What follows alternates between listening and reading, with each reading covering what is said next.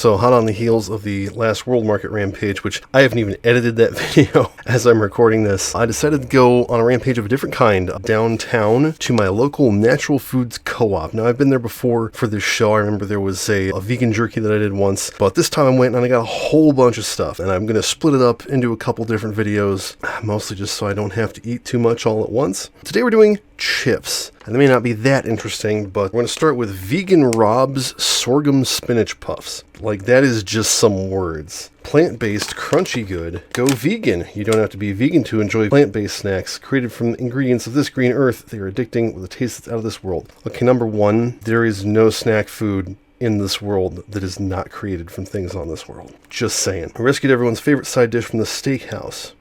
Really?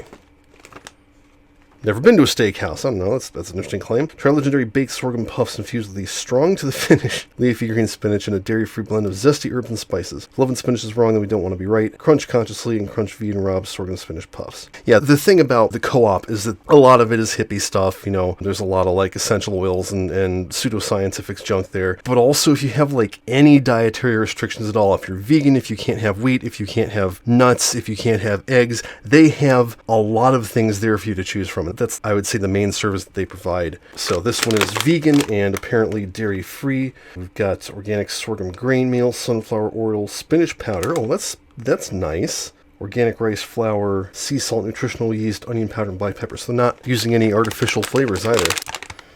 Can't say no to that. Smells like fish food. Oh, they're Cheetos. Okay, for some reason I was expecting something else. Yeah, it's a green Cheeto.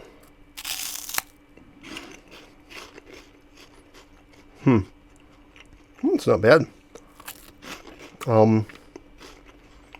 Get the onion powder first. That spinach powder does actually provide a lot of flavor. I'm kind of surprised. A lot of times powdered vegetables just have no flavor whatsoever, but in this case, no. This works. Is the puff substantially different from any other similar sort of puff I've ever had? Not really. But it's not bad at all. So yeah, good job, Vegan Rob. Next up, we're going to try something from Enjoy Life, free from 14 allergens. Again, if you have food restrictions, great place to go. These are light and airy lentil chips, dill and sour cream flavored. I think they had a plain one too, but if I can get sour cream in anything, I'm going to take that. So the 14 allergens this is free of: wheat, peanuts, tree nuts, dairy, casein, soy, egg, sesame, mustard, lupin,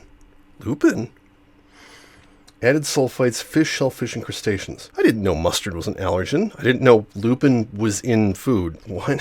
Let's see, lentil flour, potato starch, looking at the other lentil chips, salt, sunflower oil, turmeric, paprika, safflower and or sunflower oil, seasoning made from rice flour, dextrose, salt, vinegar powder, yeast extract, onion powder, dehydrated parsley, natural flavors, dill seed, garlic powder, and rosemary extract for freshness. I love it when they include rosemary extract for freshness. Like, I don't know why rosemary keeps things fresh, but I like it, so I'm happy to see it in. Ooh, these are very puffy.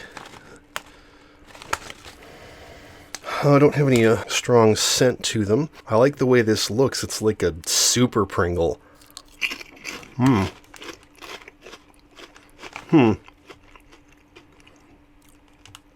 texture's fantastic. Okay, now the flavor was a little odd at first. Let me try one.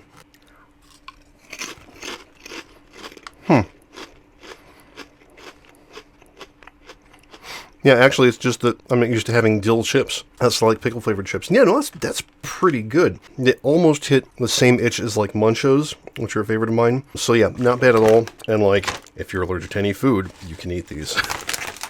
Now let's get to something I'm very interested in trying. This is the Good Crisp Company sour cream and onion potato chips. And as you can tell, these are in a Pringles can. I've never seen like third company Pringles before. It's always just like Pringles and Lay's stacks, which are in a completely different can. Any propaganda on here? G'day. Oh, Matt here. I wanted to make something I felt good about giving my kids, so I created these guilt-free crisps. We moved from Australia to share them with you. I'm sorry for your loss. These are made of dried potato flakes, RSPO sustainable palm oil. That means responsibly sourced palm oil. That's actually kind of a big deal. Tapioca starch, sour cream and onion flavor, whole bunch of stuff in that. Onion powder, salt, sugar, citric acid, and yeast extract. This does have milk in it. Hopefully, having just had sour cream and something chips won't affect my taste of this. It looks like a can of Pringles, man.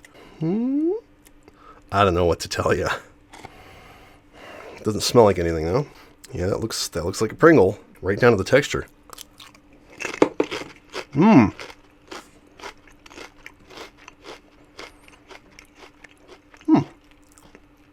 Actually had some Pringles recently, so like the texture is fresh in my mind. These are really crunchy. Pringles over the last few years have kind of gotten a little soft. These are great and reinforce the fact that sour cream and onion Pringles are the best Pringle flavor. They have recreated that flavor perfectly. I'm going to be eating a whole bunch of these. Wow, they're so crunchy. All right, last but certainly not least, this is the big what the hell one. The brand is Airy. They are sea salt oat clouds. Snack crackers. Doesn't seem too weird. I mean, they're in a cute, like, spiral cloud shape. But you read the back, by snacking on these mighty crackers, you're helping remove greenhouse gases from the air.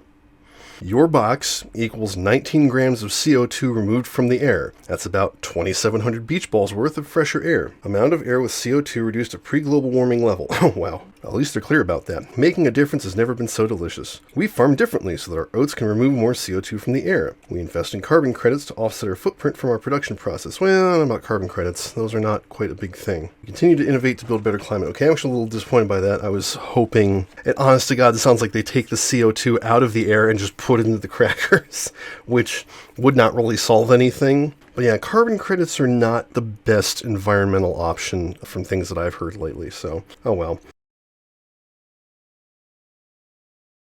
This is made out of whole grain oats, wheat flour, canola oil, cane sugar, tapioca flour, sea salt, vinegar, onion powder, garlic powder, baking soda, pink sea salt, and natural flavor. Okay, so it sounds like it's just going to be a slightly oniony cracker. Yeah, they look like little S's. And just smell like crackers. This is taking me back to the 90s.